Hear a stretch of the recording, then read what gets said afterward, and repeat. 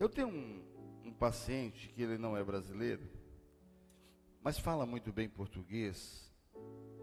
Mas essa semana eu estava conversando com ele acerca de uma outra pessoa, e eu disse, ele é honesto, e é daquelas pessoas que ainda tira o fio do bigode. Aí ele fez, como? Eu esqueci, porque ele fala tão bem português, que eu pensei que ele pudesse entender. Eu acho que eu me fiz entender, né? Fio de bigode ainda aqui, ou isso é só do interior? Todos aqui entendem? Não é? O fio de bigode ainda é o homem que tem palavra. Assevera a palavra que não precisa assinar nenhum documento. Ah, tá, é isso mesmo. E o interior ainda está cheio de gente assim. Às vezes quando o movimento urbano começa a alterar, aí começa a contaminar. Mas o que está faltando nas pessoas é poder honrar aquilo que promete. Eu não estudei como eu gostaria de estudar, porque eu tinha tantas coisas para fazer do acampamento de amanhã dos casais, e não tinha terminado a contento, porque eu estou me dedicando também à parte do lançamento. E tem tantas coisas que aconteceram essa semana, e tudo que acontece quando você está na presença do Senhor, você só colhe frutos positivos. Mesmo sem analisar a etimologia da palavra, compromisso fala muito com compromessa. É aquilo que se assume diante da consciência que é algo que as pessoas não estão mais valorizando. E a consciência é um meio pelo qual Deus fala. Mas as pessoas acham que não, aquilo é minha consciência. E quando dói, releva. E quando está em paz, diz que é Deus falando. Isso é muito perigoso quando se diz assim, se você estiver em paz, faça. É muito perigoso. Porque muitas vezes a tua paz interior, ela é provocada pelos teus conceitos formais, estruturais, ao longo de toda a tua vida. Por quê? Porque você não internalizou a palavra de Deus. Nós temos pregado acerca de um novo nascimento. Não se prega mais acerca do novo nascimento. Sabe por quê? Porque as pessoas não sabem mais nascer de novo. Se você conversar com as pessoas acerca do que é conversão, eles vão definir que é novo nascimento. E quem é convertido não quer dizer necessariamente que nasceu de novo. Falamos isso na semana passada. Mas peraí, pastor, o senhor vai pregar de novo pela terceira vez sobre o novo nascimento? Não, é provável, porque só tem compromisso com Deus quem já se converteu e que já nasceu de novo, e aí começa a tornar prático o compromisso assumido com o Senhor. As pessoas já não dão mais valor às promessas realizadas, mas querem que Deus cumpra as suas promessas. E eu digo sempre que 10:35 de Hebreus diz bem claramente que Deus só cumpre a promessa quando estamos no lugar devido. Ou seja, quando estamos cumprindo a palavra, quando estamos em obediência da palavra, quando estamos vivendo uma realidade de intimidade com o Espírito de Deus. Mas, peraí, pastor, o que é isso? Intimidade com o Espírito de Deus? É, filho, é porque as pessoas não sabem mais o que é intimidade. Intimidade só entende quando é na parte da sexualidade. Por exemplo, no meu lar, é uma área de intimidade. Na minha sala, é uma área de intimidade. Na minha sala de jantar, é minha área de intimidade. Dentro daquela porta, a todos os cômodos da minha casa, é uma área de intimidade. Agora tem mais intimidade, é o banheiro. quando eu estou tomando banho, nu fisicamente e nu psicologicamente. E geralmente Deus fala com os seus filhos nesses locais.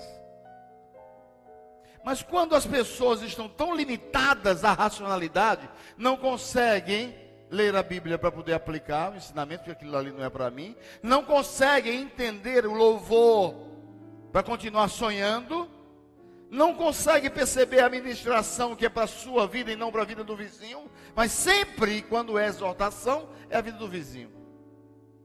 Mas ninguém gosta de ser exortado, ninguém gosta de ser mostrado o seu pecado, o seu erro. Não, quando se exorta, vai ficar com raiva da igreja, aí fica pulando de igreja em igreja.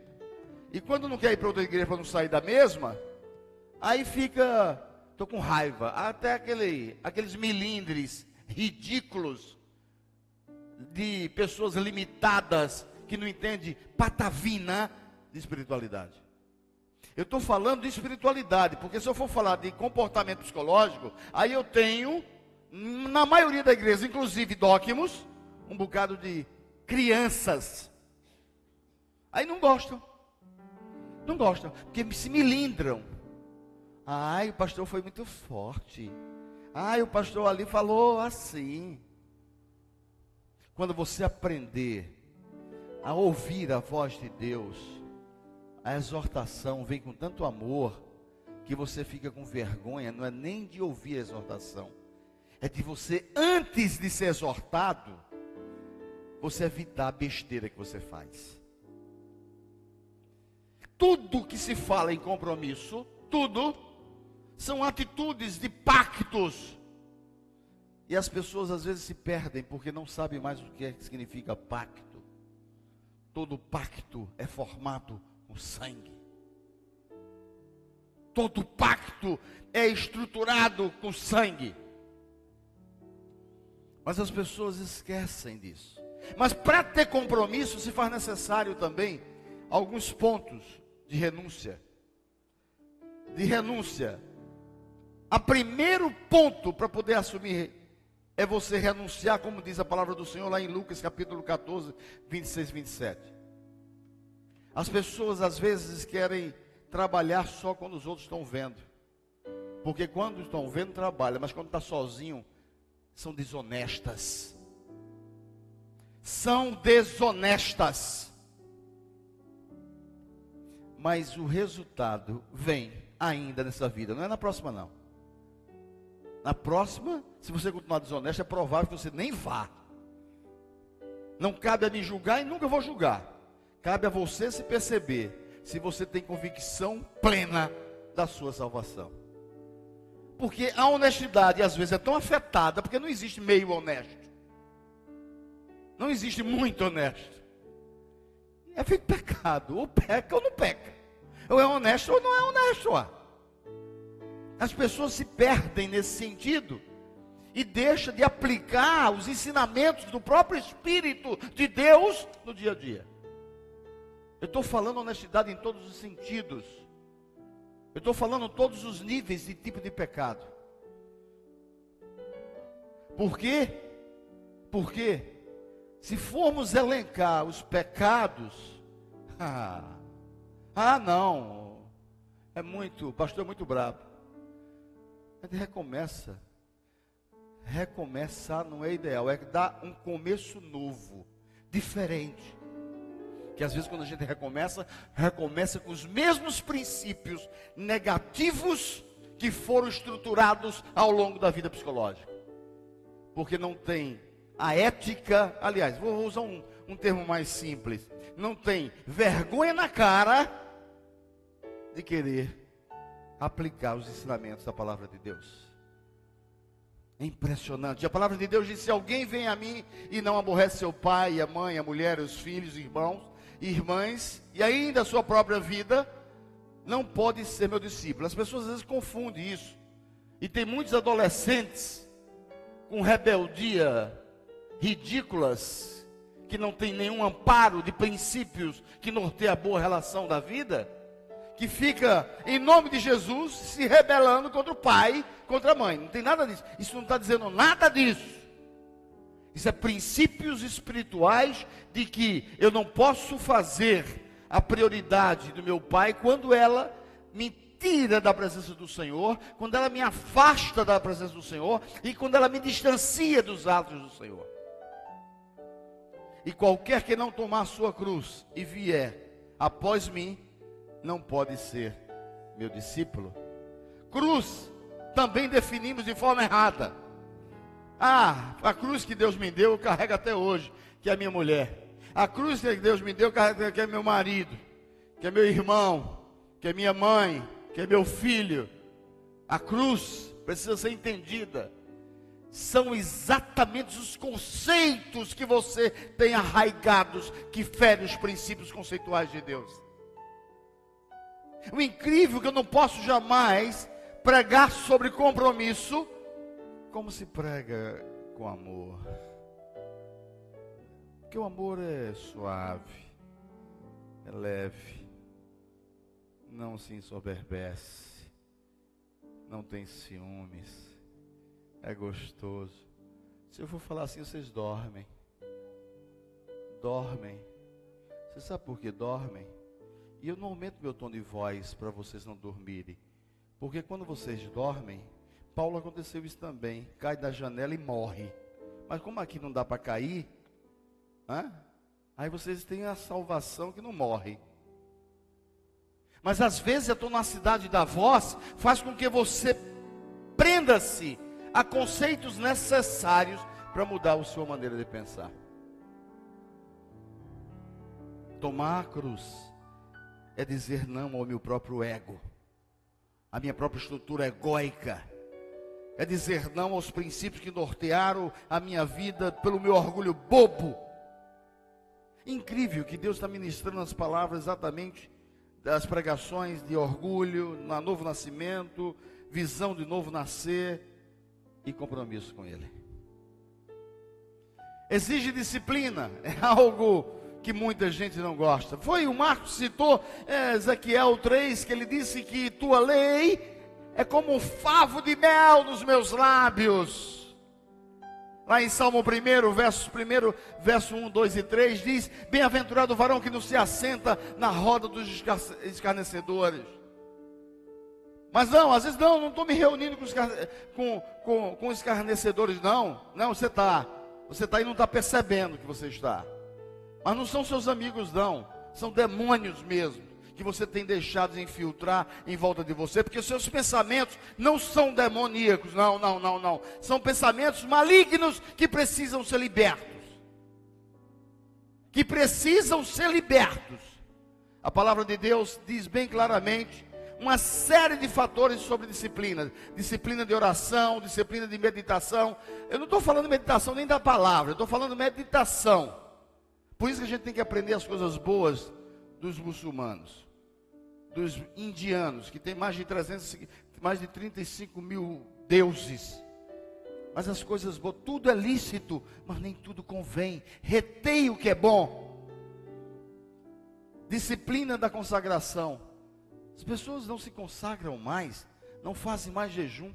Disciplina de se encher do Espírito Santo. Às vezes não sabe, às vezes fica até cheio de irritabilidade, de estresse, mas não quer se encher do Espírito Santo. E finalmente, fugir, como diz lá em Hebreus, da igreja, porque a igreja não salva ninguém. É verdade, a igreja não salva ninguém. Aí tu fora da igreja, tu vai com certeza esfriar e vai morrer. Aí morrer que eu falo não é morrer fisicamente não, é morrer espiritualmente. E quando se morre espiritualmente, precisa necessariamente de ter disciplina para voltar de onde parou. Exige perseverança. Parece que eu estou preparando os meus pacientes para concurso. É a mesma coisa. Agora que eu estou observando. Porque quem não estuda e que não estabelece a renúncia não passa nunca. Nunca. Aí eu quero ter um bom emprego, sim, mas não estuda. Não renuncia. Não estabelece diretrizes claras para mudar o comportamento. Não, vai estar no bem bom da sua própria comodidade. Precisamos vencer o cansaço, vencer o desânimo, vencer a comodidade, porque isso são características, muitas vezes, da nossa própria natureza humana. São os falsos sentimentos e falsa espiritualidade. Tem um psicólogo, um psicanalista, que diz que você precisa aprender, saber as necessidades e diferenciar necessidade de sentimento. E quando você, que às vezes confunde, mas você conseguiu separar necessidade de sentimento, você agora vai ter que aprender o que é necessidade do outro ou sua. Ou sentimentos do outro ou seu. Só na terapia que você percebe isso. Ou então quando você quer aplicar verdadeiramente os ensinamentos da palavra de Deus. Aí você vai saber se você precisa de disciplina, se você precisa de perseverança para poder mudar. Muda a maneira de pensar para mudar a maneira de agir. Primeiro ponto para se ter compromisso com Deus é o compromisso da oração. Toquei num ponto que as pessoas não oram mais. A gente está orando muito mais por atividade social.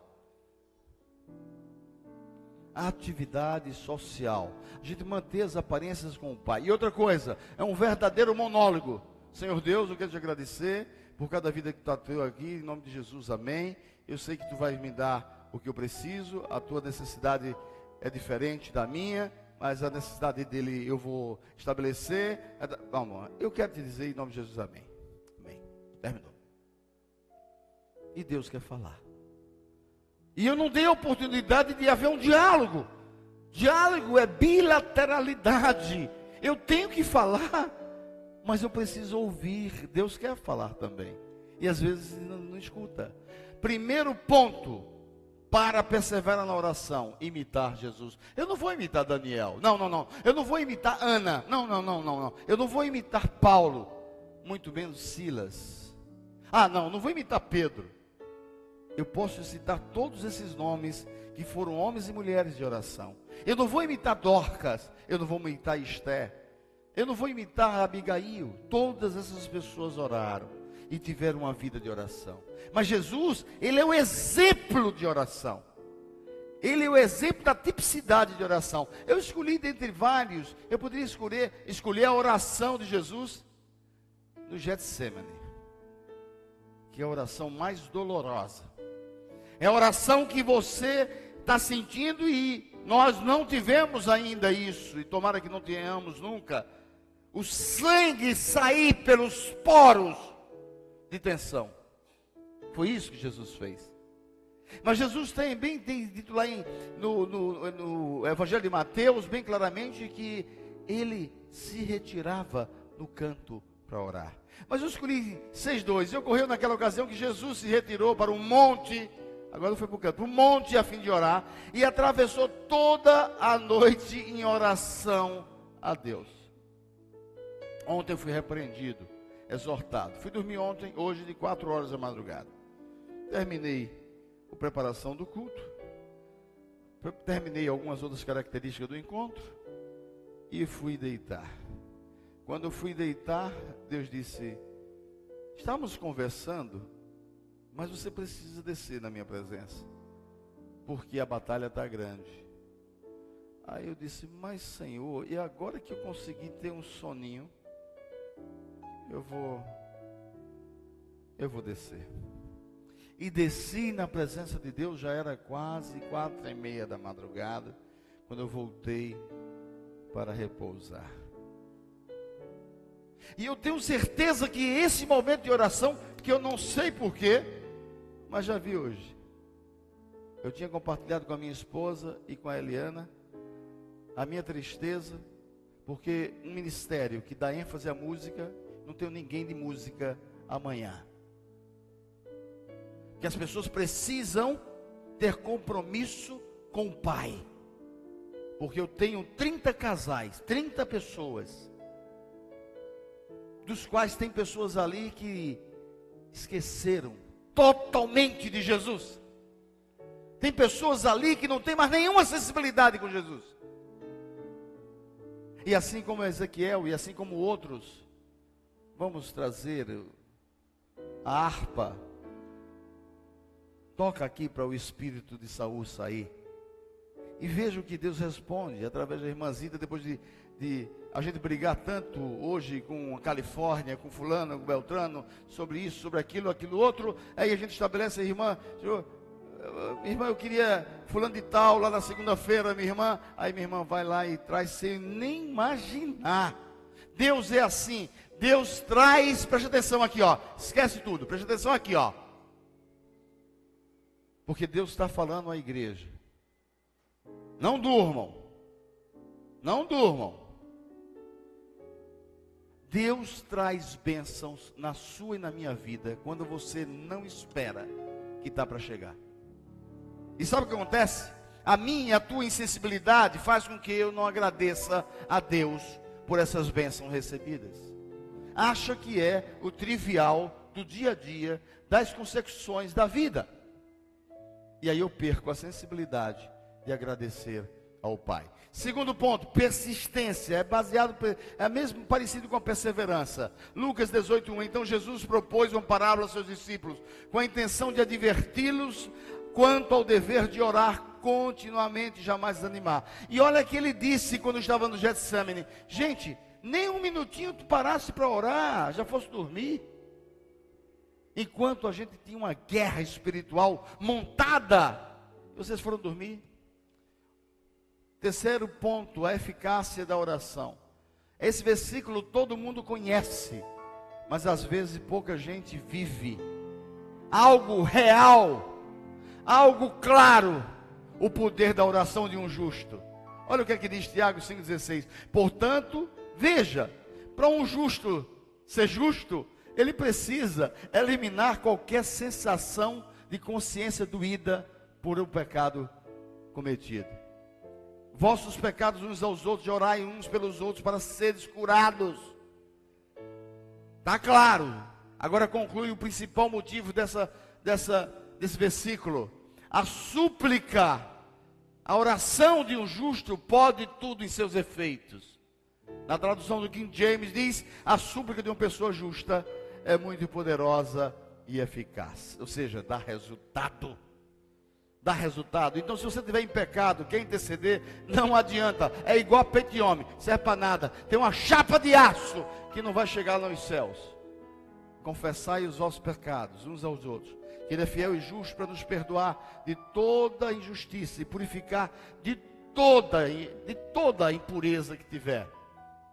E isso certamente mudará a minha e a vida da pessoa. Com a palavra. Mas como é que eu posso ter compromisso com a palavra se eu não a leio? Então vai ser pior, porque a primeira coisa que eu tenho que fazer, na verdade, é estudar a palavra. De acordo com João 5,39. Meditar na palavra. Guardar a palavra no coração. Eu não poderia querer desenvolver, porque tudo isso é baseado em versículos bíblicos. E amar a palavra. O salmista diz o amor que ele tem em ler a mensagem de Deus. É Deus falando com ele. Praticá-la. Praticá-la. Deus, Jesus Cristo diz bem claramente: aquele que pegou a mão no arado não pode mais olhar para trás. Não pode mais retroceder. É marchar. E finalmente semear. Ele manda é marchar. Compromisso com o reino. Esse aí é para terminar. Estou no horário. Compromisso com o reino. Primeiro ponto é eu ter a primazia, como Bruninha disse aqui, com muita sabedoria, o comentário adicional dela, explicando o que é ter a prioridade de Deus. Buscai, pois, em primeiro lugar o seu reino e a sua justiça. E todas as coisas vos serão acrescentadas. Não são algumas coisas, são todas as coisas. O homem, que é o princípio da sabedoria de um homem, é temer a Deus. É o princípio, primeiro, é temer ao Senhor. Segundo ponto, Bíblia ambulante. Quem é a Bíblia ambulante? Somos nós. Simples. Vós sois cartas lidas pelos homens. Aí, ó. Vós mesmos sois a nossa carta, escrita em nossos corações, conhecida e lida por todos. Na década de 20 e de 30, meus irmãos, nós não éramos chamados de protestantes. Nós éramos chamados de Bíblias. Bíblias. Ó, lá vai a Bíblia ali, ó. Lá vai a Bíblia ali, ó. Que orgulho, Que orgulho. Para a gente poder agora, não é nem mais chamado de Bíblia. É chamado, como disse Marcos Bonfim agora. Viu o que ele disse? Ele que viaja o Brasil inteiro, viu o que ele disse? Pouco tenho visto ministrações da palavra. Vocês notam que todos os louvores aqui são precedidos da palavra de Deus? Todos os testemunhos são abertos com a palavra de Deus? As pessoas querem mais ter um relacionamento social na igreja. Por isso que tem muitos milindres. Porque não está no espírito. Está na racionalidade da relação pessoal, interpessoal. Perfume de Cristo, que coisa mais linda. A Bíblia também nos chama disso. Por isso são sinais claros nossos que demonstramos ter compromisso ou não com Deus. Não é? 2 Coríntios 2,15, porque para Deus somos o aroma de Cristo entre os que estão sendo salvos e mesmo para os que estão perecendo. Meus amados, todos nós sabemos, quando a gente chega perto de alguém, de Jesus, alguma coisa tem diferente. Eu recebi uma paciente, a semana passada, e essa mãe tem me perturbado, tomara que ela não escute isso aqui. A mãe da paciente, ela me escreve de manhã, de tarde, de noite e madrugada. Essa aí leu a Bíblia, de bater, até ele ceder e dar. Deu 1h44, eu tinha chegado do discipulado.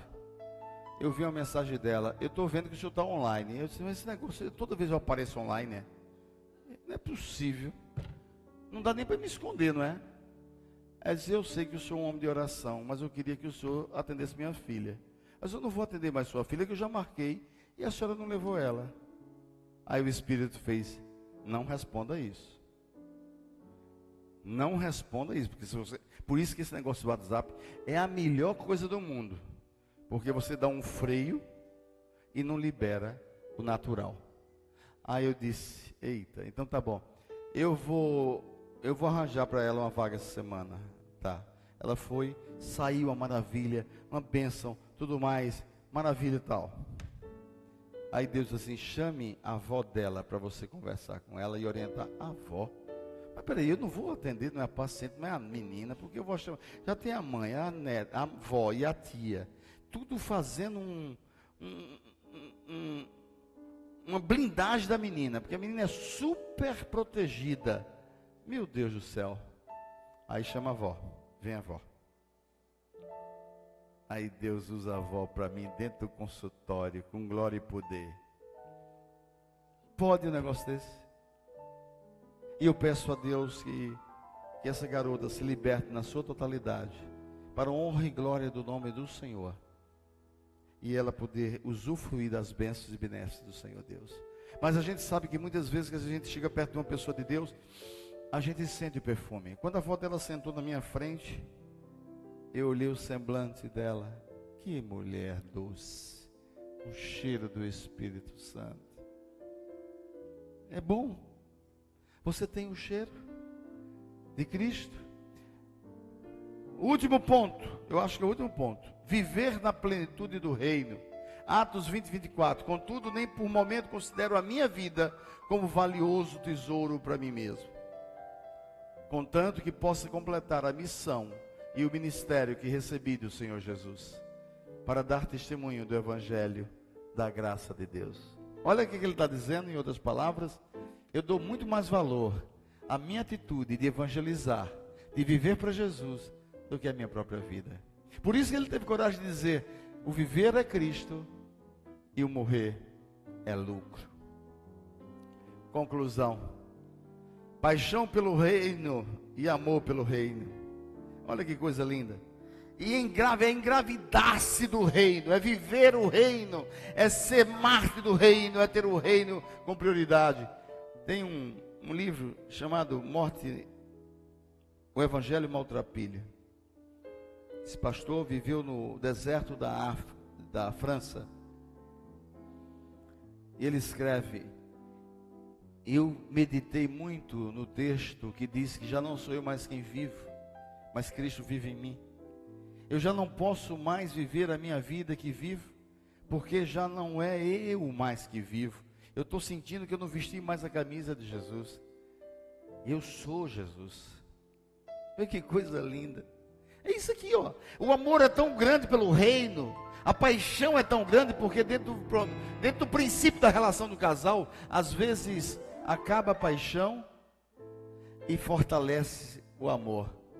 Quando se demora a paixão, melhor, como dizia Carlos Drummond de Andrade, a cada manhã a paixão minha é preparada para me dedicar ao amor da minha vida.